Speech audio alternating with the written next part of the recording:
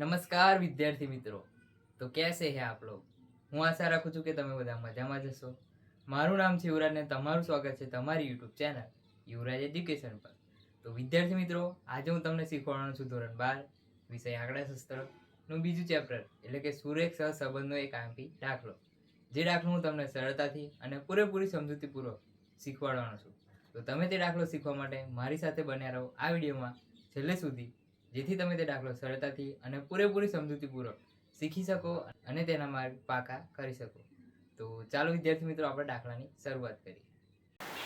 તો વિદ્યાર્થી મિત્રો, ફરી એકવાર તમારું સ્વાગત છે. નવા દાખલામાં તો સ્વાધ્યાય 2.2નો પહેલો દાખલો કે એક સોસાયટીમાં રહેતા 7 કુટુંબોની મેળવેલા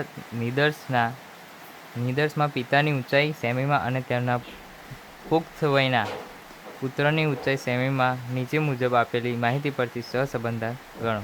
તો પિતાની ઊંચાઈ આપેલ છે સેમીમાં અને પુત્રની ઊંચાઈ આપેલ છે સેમીમાં. તો અહીંયા ટોટલ સંખ્યા જે છે તે 7 છે. તો n બરાબર આપણને મળી જશે 7 અને x બરાબર આપણે લઈશું પિતાની ઊંચાઈ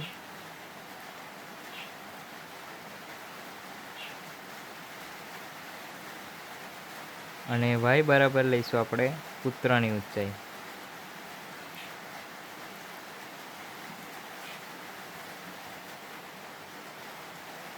તો હવે સૌપ્રથમ આપણે દાખલાની ગણતરી કરવા માટે x બાર અને y બાર જોશે. તો x બાર બરાબર સિગ્મા x છેદમાં n બરાબર સિગ્મા x એટલે કે આ બધાનો સરવાળો, જે આપણે સરવાળો કરતાં 1169 મળી જશે. અને n બરાબર તો 7 છે, તેથી આપણને x બાર બરાબર 167 સેમી મળશે. હવે y બાર પણ શોધીશું. તો y બાર બરાબર સિગ્મા y એટલે કે આ બધાનો સરવાળો તો અને છેદમાં n. તો y બરાબર આપણે બધાનો સરવાળો કરીશું તો 1176 મળી જશે છેદમાં 7 એટલે કે n બરાબર 168 સેમી y બાર બરાબર આપણને મળી જશે. તો હવે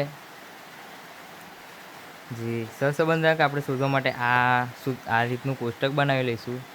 તો આપણને સહસંબંધક r શોધવામાં સરળતા રહેશે. તો ચાલો આપણે કોષ્ટકને ગણીએ આગળ.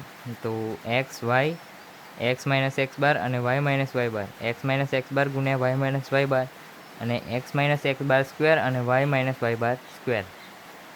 તો આ રીતનું આપણું કોષ્ટક તૈયાર થશે. તો સૌપ્રથમ x આપણને આપેલ છે પિતાની ઊંચાઈ 170 અને પુત્રની ઊંચાઈ આપેલ છે 172. તો x માઇનસ એક્સ બાર એટલે આ જે x છે એના x બાર માઇનસ કરીશું તો અહીંયા આપણને મળશે 3. આ જો અહીં સિમ્પલ કીધેલ છે કે x માઇનસ એક્સ બાર, તો જે આપણે x છે તેના માઇનસ જે આપણે એક્સ બાર શોધ્યો આવડે તે કરીશું, જેથી આપણને 3 સરળતાથી મળી જશે.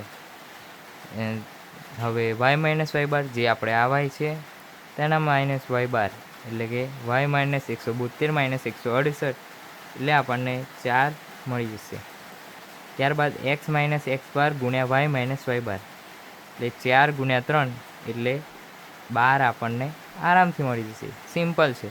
x minus x bar y minus y બાર ગુણાકાર કરીશું. જ્યાં આપણે કોષ્ટક દેખાય ત્યાં આપણે ગુણાકાર કરીશું.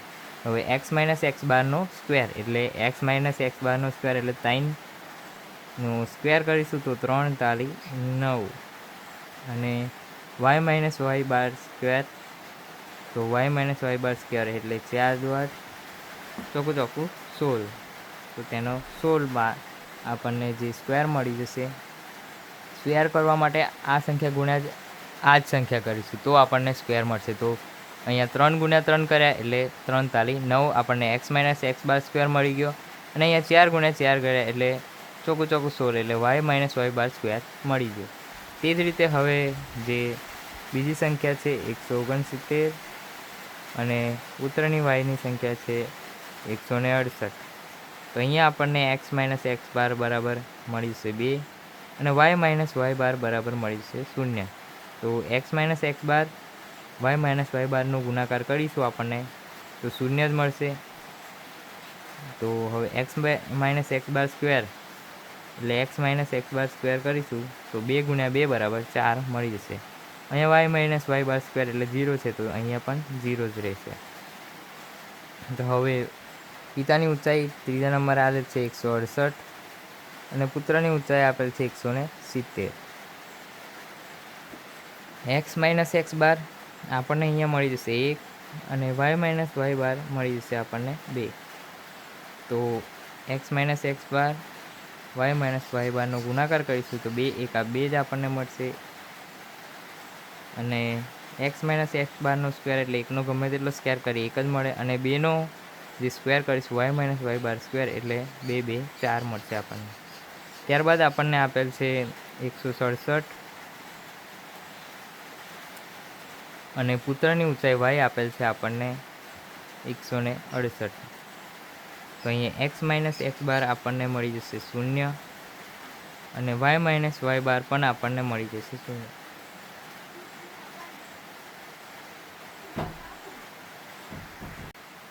ત્યારબાદ જે છે એક્સ માઇનસ એક્સ બાર અને વાય માઇનસ વાય બાર એ પણ 0 જ મળશે. X minus x bar square પણ 0 અને y minus y bar square પણ 0 જ મળશે. ત્યારબાદ આપણને આપેલ છે 166 જે પિતાની ઊંચાઈ અને પુત્રની ઊંચાઈ આપેલ છે 165. તો અહીંયા એક્સ માઇનસ એક્સ બાર કરતાં -1 મળશે. અહીંયા વાય માઇનસ વાય બાર કરતાં આપણને મળશે -3. તો અહીંયા જે y x minus x bar square ગુણ્યા y minus y bar square 3 × 3 એટલે 3 મળશે. X minus x bar square 1નો સ્ક્વેર ગમે તેટલો કરીએ એનો 1 જ રહે. 3નો સ્ક્વેર કરીશું એટલે Y minus y bar square એટલે 3 × 9 મળશે આપણને. ત્યારબાદ આપેલ છે આપણને 165 જે પિતાની ઊંચાઈ છે. ત્યારબાદ આપણને આપેલ છે 167 જે પુત્રની ઊંચાઈ છે. તો એક્સ માઇનસ એક્સ બાર કરીશું તો -2 મળશે અને વાય માઇનસ વાય બાર કરીશું તો -1 મળશે. તો x minus x bar y minus Y બારનો ગુણાકાર કરીશું તો 2 1 2 મળશે આપણને. X minus x bar square કરીશું તો 2નો સ્ક્વેર 4 થશે અને 1નો સ્ક્વેર 1 જ થશે Y minus y bar square. ત્યારબાદ આપણને આપેલ છે 164 અને પુત્રની ઊંચાઈ 166. તો અહીંયા આપણને x minus x bar square -3 મળશે એક્સ માઇનસ એક્સ બાર અને વાય માઇનસ વાય બાર મળશે આપણને -2. તો x minus x bar y minus y બાર બરાબર આપણને મળશે 3 દુ 6 અને x minus x bar square એટલે 3નો જે સ્ક્વેર છે આપણને મળશે 3 તાળી 9 અને 2નો સ્ક્વેર મળશે આપણને 4 એટલે Y minus y bar square. તો સૌપ્રથમ અહીંયા સિગ્મા એક્સ બરાબર 1169. અહીંયા સિગ્મા વાય બરાબર 1176. ત્યારબાદ એક્સ માઇનસ એક્સ બાર સિગ્મા એક્સ માઇનસ એક્સ બાર બરાબર આપણને મળશે. જો અહીંયા સૌપ્રથમ આપણે ઉપરનાનો સરવાળો કરીશું જે પ્લસમાં છે તે, અને ત્યારબાદ જે માઇનસનો છે એ સરવાળો કરીશું.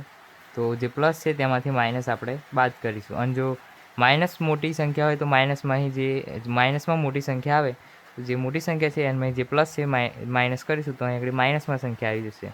તો અત્યારે તો બંને સરખી જ છે એટલે અહીં 0 મળી જશે અને અહીંયા આપણને સિગ્મા વાય માઇનસ વાય બાર મળશે 0, એ પણ 0, બંને સરખી સંખ્યાઓ થઈ જાય છે.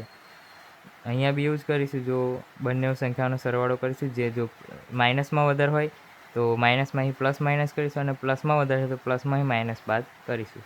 તો અહીંયા sigma x minus x bar y minus y બાર બરાબર આપણને મળી જશે 25. ત્યારબાદ sigma x minus x bar square જે આપણને મળી જશે 28. Sigma y minus y bar square આપણને મળી જશે 34. તો જે રીતે આપણે આ કોષ્ટક બનાવ્યું તેમાં રકમો શોધી તે રીતે હવે આપણે તેને સૂત્રમાં મૂકીને દાખલાને ગણીશું.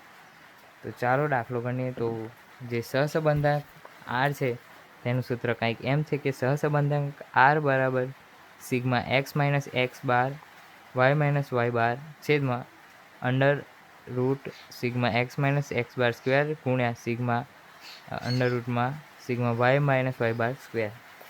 તો અહીંયા સૂત્રમાં આપણે સિગ્મા એક્સ કોષ્ટકમાં આપણે sigma x minus x bar અને વાય માઇનસ વાય બાર શોધ્યો તો તે આપણને મળ્યો 25 અને અંડર રૂટમાં જે આપણે sigma x minus x bar square જે આપણે શોધ્યો તે આપણને મળ્યો 28 ગુણ્યા જે આ ટપકું છે તે ગુણાકારની નિશાની છે.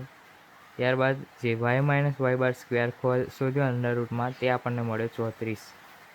તો જે 25 રહેશે અને નીચેનાનો આપણે ગુણાકાર કરીશું તો અંડર રૂટમાં 952 આવશે. 28 ગુણ્યા 34 કરીશું તો અહીંયા 25 છેદમાં અંડર રૂટમાંથી બહાર કાઢીશું આપણે તેને તો 30.85 આપણને મળશે.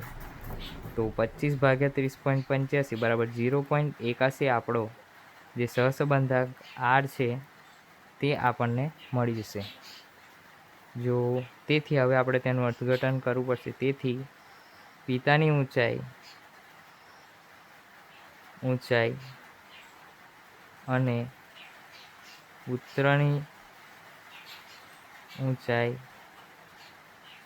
વચ્ચેનો સહસંબંધક